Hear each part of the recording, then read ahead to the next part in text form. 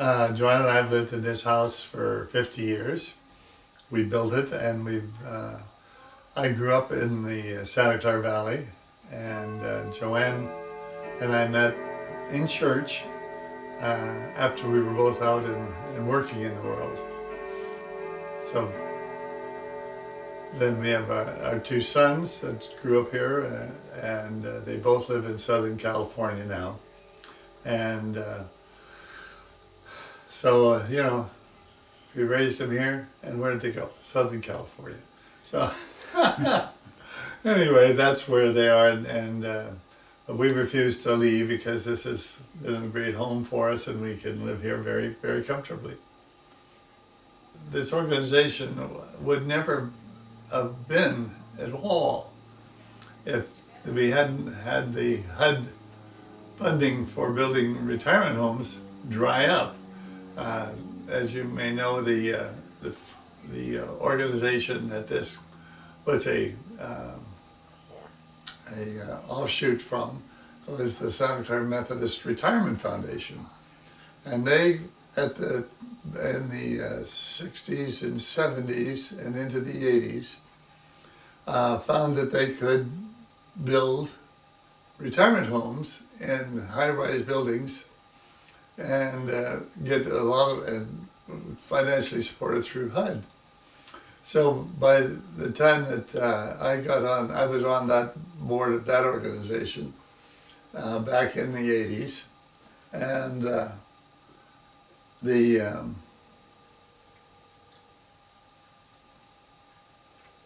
whole idea I felt was we had a big board, and I thought maybe it's a little too big a board, but maybe if we are going to look for more property and a funding source, we'd build another one. And that was a thought we had at that time. But so I and another subgroup were charged with trying to find out, first of all, where was there space in the Santa Clara Valley, and secondly, funding. Well, there was a lot of spaces in that time, in the 80s, but there was no funding, and it had dried up. So it kind of disturbed us. We thought, gee, that was our major thrust, managing these two facilities, the one that's in Santa Clara, Liberty Tower, and the one in Campbell, Wesley Manor, which was built about 10 years after the one, there's about 10 years between the two. Anyway, so we were kind of down because, shoot, that's what we wanted to do. But at the time, Austin Warburton, who is a well-known attorney, he's now passed away, in Santa Clara, and his family grew up here, and it was really a rock of the city. There's a Warburton Avenue in Santa Clara here. That's named after his family. Anyway, we were just sort of at loose ends, and he said, when I come back from my office every night, and he was a bachelor and always thinking about other people, I have a couple of ladies I call up and say, do you need anything from the grocery store? And, well, they might, so he would stop on his way home from downtown San Jose to somewhere in Santa Clara at a grocery store, buy there whatever they wanted and bring it to them. And, that really helped to keep them in their home. And I'm just wondering if we couldn't do something to expand on that. And I said, boy, that's a really good idea. And we really thought it was. But it was a different direction than managing a couple of big buildings. So I and a couple of others, and I think there's only one other guy or person that is still living, that's Dave Sargent, he and I and a small group of people, including Alda Parle, who just passed away, and we're interested in saying, well, what can we do about this? How can we put this thing together? This was in the middle of 1986. Well, it took us until about January of '87 to get all of the legal stuff done. And of course, our attorney was Austin, and he set up our bylaws and all of the things we needed to do to be legally recognized as a 501c3 type of organization. And he wrote us up our bylaws and charter and so forth were all written very loosely so that we wouldn't be finding ourselves bound up in bureaucracy very often if we wanted to do something slightly different. And it's always was a really a good thing that the way he did that. So we're very fortunate to have Austin as not only stimulating the original idea, but also being able to follow through for us legally. He never was on our board and never was on the Santa Clara Methodist Retirement Foundation's board either. Both these organizations, although the stimulus to get the whole thing going was a combination of people from two Methodist churches, so a la the Santa Clara Methodist Retirement Foundation. We do not, neither one of us ever have had any kind of relationship to the Methodist Church. It's just that's where we came from. So we've thought about changing their name from time to time. I was most recently back on their board and have retired because I'm disabled now. But so anyway, that's when we got things started. Well, what did we need to do? Well, we needed somebody to run it. And of course, we had no place to do it. Of course, this was not something we were going to have a lot of people coming to visit us. But we needed some place to have it as a small office to begin to have a place where people could call and they could keep records there. And we had files, you know, card files and all that. And that began to get bigger and bigger over time. But anyway, so the first place we had for our operation was in the dining room of Liberty Tower in Santa Clara down here. And so we would set up in the corner and do our thing, and phones were there. And then we'd have to get out when they had meals to be served. So it was pretty thin starting. Of course, we had no money.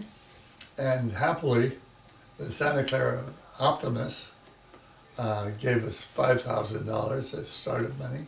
And the foundation, who we were now separated from legally, gave us another $5,000. So we had $10,000 to spend on getting startup money going. The next thing we had to do was find, as I say, somebody to run it. And what's her name, Marion? Doggone it, I've forgotten the gal's name that we hired, who was a public health nurse. I think maybe Aldith, who was in public health, Aldith Parle, so I might have helped us get her going. But anyway, so we had to have another chair and another table in the dining room until we were able to find a place to call our own home somewhere off the campus of the retirement tower. She was with us about 2 years, and then I think she moved to somewhere else. I can't remember, but anyway, we had an amiable separation.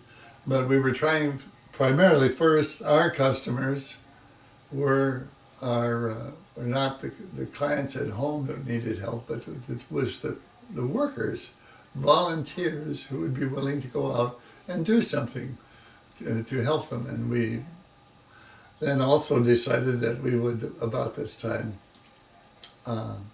limit our geography because what we had to do is somebody would say, I need some help, take me to as a doctor or something, and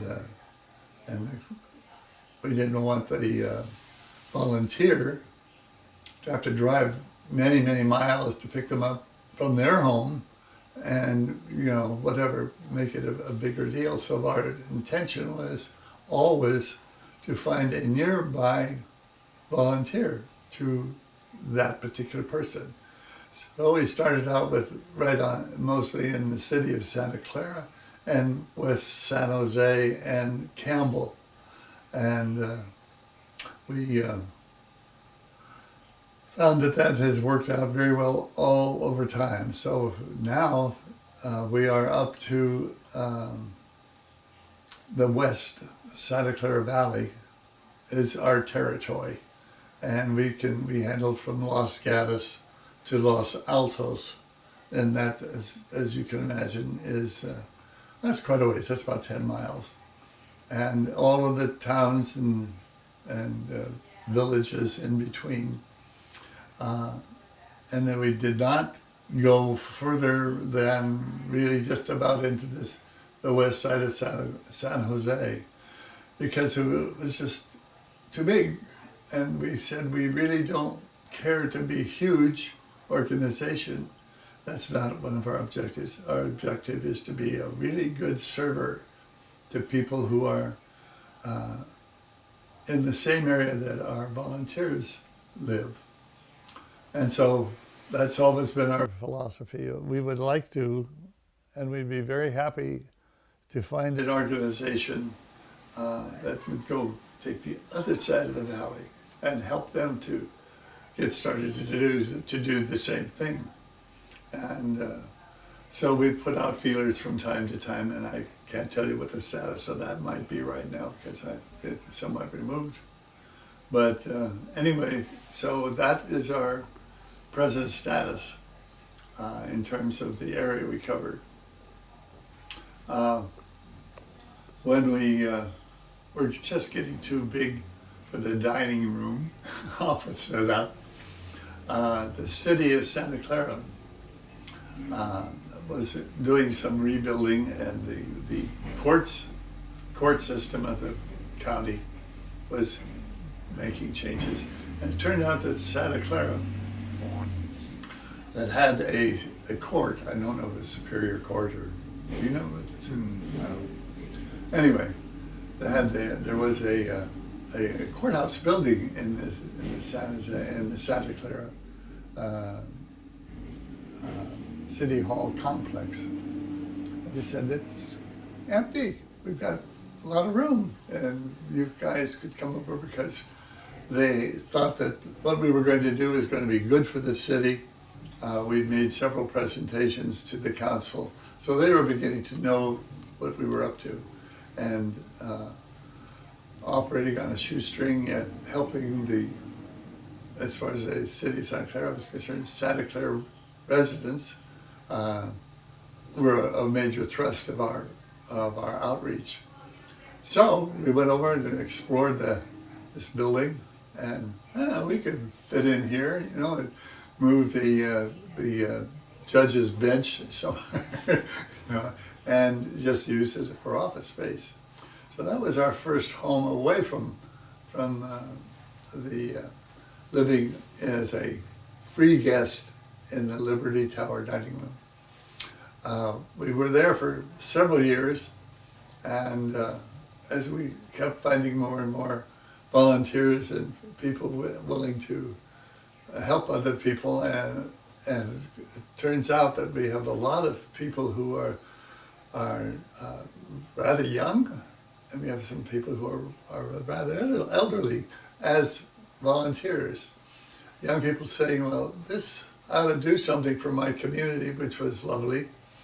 And so they could do this and fit it in with their time schedule with going, say, to school or something, and yet be able to help us.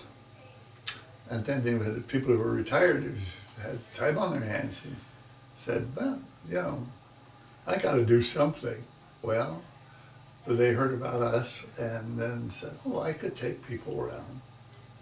I should talk a little bit about that. We're willing to do an awful lot of things for people for free. Um, we were thinking that we were doing a lot of home repair things, uh, cook a meal for the client, and over time it has turned out that the biggest single thing that we've ever had to deal with is transportation. And so that's our major thrust. More than half of what we do in providing services is transportation. And we try and hope that they don't have to go from here to San Francisco to see a doctor up there or something. But occasionally we've had clients or volunteers who said, oh yeah, I'll drive them up there.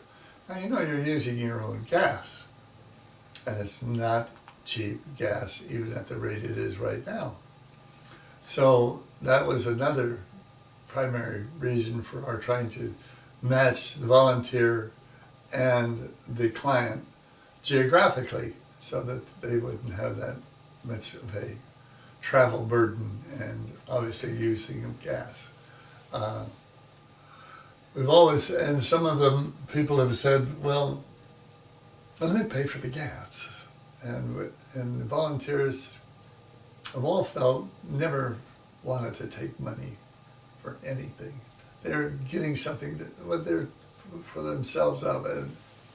And as it's turned out over time, we've ended up with volunteers and clients who have become good friends. And so, you know, you don't want to take any money from a friend. So, but we've said, well, if you want to put some money down on, send it to Heart of the Valley, because we can always use it for office costs, and that's the primary thing. And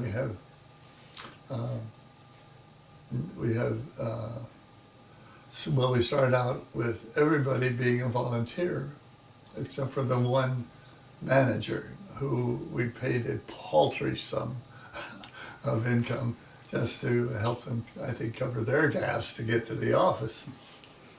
But we now have, I think, a couple, maybe 3 people who are paid staff among our vast number of volunteers. And it is vast. It's just wonderful how we've had so many people say, this is something I can help out with. And it's a wonderful feeling. And, you know, you do something for somebody else without any recompense or pay or something like that. And, you know, you're really giving of yourself. And that's what really people want to do.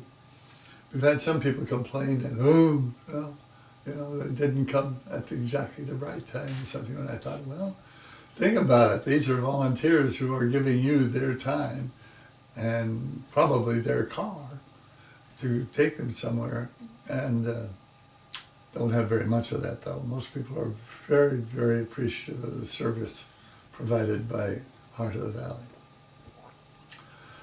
Anyway, about 2 years, I think, into the actual operation of Heart of the Valley, we hired Glenda Crescent, who has been our long-term director of operations.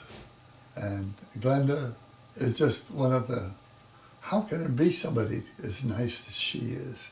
You know, we don't pay her a lot of money, never have. And one time she said to me, you know, I do this for nothing. And we said, well, we understand that, but you do need some help here.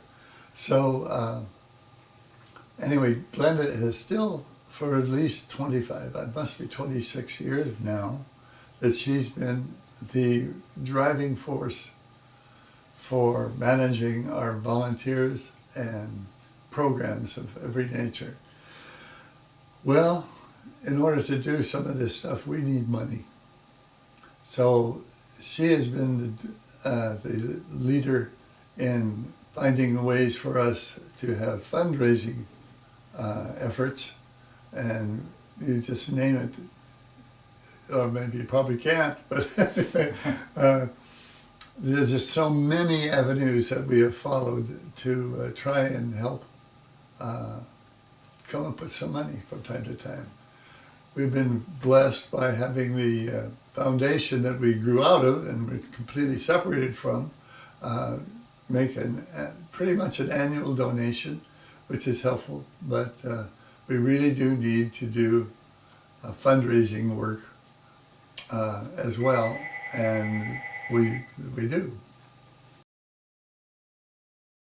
Well, Heart of the Valley, we did have a little bit of a challenge because there's several things that are named Heart of the Valley in the area. Depends on what you are. There is a Heart of the Valley church in San Jose, and we said, well, we're not a church, and they really didn't like us using the name, but that's gone away. That just went away. Don't worry about it. But we thought, and some of us who've lived here a long, long time, and I've lived here since I was 3, and I've never left the valley, because why would you go somewhere else when you live in paradise? So, you know, and the name of the valley, of course, was the Valley of Heart's Delight before it became Silicon Valley. And it really bothers me sometimes when they say on the news, well, I'm speaking to you from Silicon Valley. And I think, oh, I wish they'd just be able to go back to the good old Valley of Heart's Delight. This was a beautiful valley of orchards primarily, and fresh fruit and beautiful spring blossoms. I understand, you know, they're having in Cupertino today is their cherry blossom festival, which is similar to that in Washington, D.C. and in Japan. And that I'd like to see that continued. But anyway, so we came up with Heart of the Valley, and just basically a different way of talking about the Valley of Heart's Delight. And then we had to add those services for seniors incorporated, so that you know, we would, and that's our corporate name. And so that happened way back when. But so often people just speak of, as you did when you asked me the question, where did the Heart of the Valley come from? Well, there's a lot of people who could claim that, but we are just very well known now as just Heart of the Valley. And did somebody from Heart of the Valley come out? Oh yes, and they did this or that for me. So again, and it has nothing to do with any religion. It is just helpful to the people of our neighborhood. So that's really where it came from. Our first thing was basically, I think we then leaned back on these 2 churches, and we would go over and I know Glenda has done thousands of these, I must be thousands by now, of going to various organizations, going to the 2 churches that originally we had a relation with, and letting them know, here we are. And we're ready to help people out. And the 2 churches, their members, well, I could use this thing. And then they would tell somebody. And that's been basically the best way we've ever operated, is word of mouth. That I see somebody picked you up and took you to the doctor. How much did that cost you? And we still, from time to time, have people say, well, okay, well, if I'm going to, what's this going to cost me? And the answer is nothing. And it's hard for people to accept, but it's true. And so that's some of the best advertising we can do, and it is our primary thing that we've done. From time to time, we've had presentations to corporations who then said, this is very nice. I remember one of the first ones way back when was Lockheed. Missiles and Space System over here in Sunnyvale. And so they gave us a donation of, I don't remember what it was, but it was, a couple $1,000. And also we spread the word to them. And then, of course, this did another thing. Not only did it find clients, but it found volunteers who were saying, oh, I heard about this place. And sometimes they'd call up and ask a little bit about it. And we've always had Glenda interview everyone, whoever said they were interested in perhaps being a volunteer for Heart of the Valley. So they would come into whatever office we had at the time, wherever we were, and check them out. Because we didn't want to have any problems with people who might have other ulterior motives. And so that was basically what Glenda's, one of her big parts of her job was, interviewing new volunteers. And so that's primarily how it's been done. We put documents in, or other ways of volunteers, getting them notified or learn about us. And of course, for clients as well. But our clients are, they're individuals. They're occasionally, as I mentioned about, say, Lockheed or somebody else, we were looking for money for donation, which we would usually get some. But we were not really after getting more volunteers or spreading the word as much to clients. But it worked out that way, though. People would say, hey, I can do this, and I'm in this 4th floor of this building over here in some large Silicon Valley sort of business of some kind. But anyway, so it's been a general thing, but mostly, I think, still by word of mouth. We had a lot of fun. It really was, and I hope for everybody that's there now, it's fun. As we've expanded the operation over time, and I should probably tell you a little bit about where we lived, because as I mentioned, we lived first in the dining room of the Liberty Tower and the city of, because we had to have city approval to do what we were doing. And they liked us so much, and they gave us free space in the old court building on the campus of the city. Well, they decided they were going to do something else with that building. So we were wondering, well, what to do next? And it turns out we found a couple of companies that had space. They had too much space, and they could write off against their taxes our being in their midst.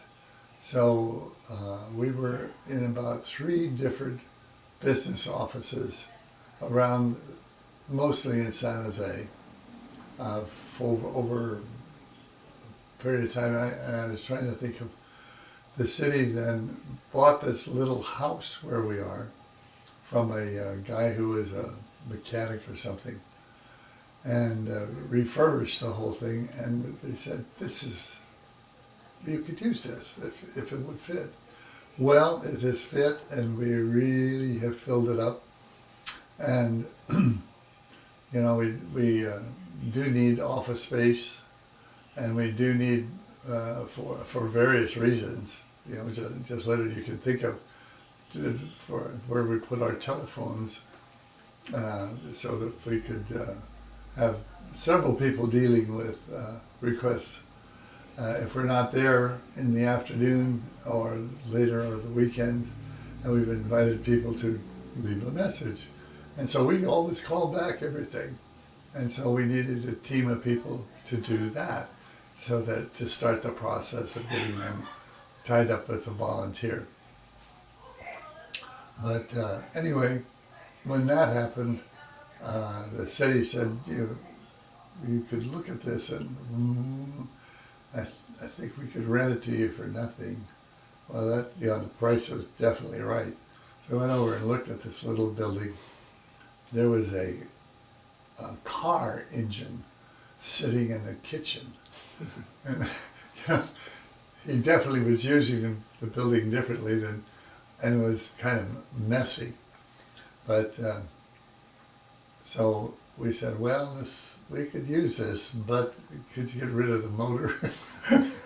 And well, they did more than that. They refurbished the whole place and fixed any of the holes in the walls that we had.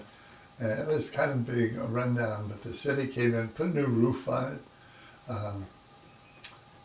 carpeted the whole place, and it was great. And when we first moved in, it was quite spacious. It is not spacious anymore, but I think like a lot of times you work better when you don't have a lot of space to wander around in, but you've got to kind of conserve it, and as your business changes, you adjust things. And we've got to put another file cabinet somehow. Well, then we've had people give us furniture, and so that's worked out very well. We use the kitchen now for our board meetings and as a work area because we have a big table in there, big long table, and so it's great for working on Easter baskets for our clients or Christmas gifts, which we try and give everybody a little basket so that it comes up to the holiday, and they maybe don't have any family around, and somebody knocks on their door and says, "This is from Heart of the Valley," and you can imagine that brings tears to people's eyes from time to time. So we've got to do that somewhere, and we don't have a big old room over here somewhere to do these kinds of projects in addition to the board meeting. So that's worked out very well. And the kitchen is nowhere near like it was. We do have a sink, and we do have a little refrigerator in there. But basically, it's a workroom for everything that we need. My message is the same as it's been throughout the whole life of this thing, is to ensure that the work we do is worthwhile, that the people who are doing it, they feel that they've accomplished something. And, we've always been very careful about not getting grandiose things because, we're dealing one-on-one with people. And we don't want to be all pumped up like we were after some grand plan to grow great big facility, and because we know that was removing us from our objective, which is helping our neighbors. And so I think we've done a really good job of doing that. The other thing, I would hope that we could make it easier on us if we could get plenty more donations. But now we handle automobiles, and I donated an old Suburban, GMC Suburban, to them, which needed help, but maybe somebody could use it. It sounds like it's gone to a home where somebody can use it. It's too much of a gas guzzler for me. Well, anyway, so, that's one way we could raise money. Others, I think a big way we raise money is from people like Glenda going out and talking to organizations, and I think she's hit everybody in the valley at least once. And then two people who we've helped, we always send them an after the fact envelope. and saying, if you can, could you help us with more to support what we're doing? And we've gotten as much as, in some cases, I have helped out opening these envelopes. And we wouldn't have a lot, but you'd have a couple every day. I remember there was one that had a quarter in it. And then, and you knew that that was a big deal for that person. So, it's never been a thing that we were looking to try and find well-to-do people to take care of. No, we're looking for neighbors, whatever the condition is. And so, and then sometimes they'll open it up and there'll be $20 in it. Well, so soup to nuts, depending upon your capability and your interest. But we've never had anybody really, as far as I don't remember anybody ever being unhappy with us and thinking that we were doing something wrong. So that's, I think, and then I would sure love to see people put Heart of the Valley into their will and make a commitment that way that they could perhaps help the organization more by putting them, bequeathing money in their will. I have it in my will, and it's just millions of dollars. No, I don't have anything like that. But I have put for a sum of money into my my will for when I'm gone. That I think that knowing the organization as thoroughly as I do, I just can't think of a better place that I could help out ongoing. And no, something's going to go on after I'm gone from it. I'm now a client to Heart of the Valley in a certain extent, and it's kind of funny how here I was a worker, and now I'm a user, and I feel very comfortable about it all.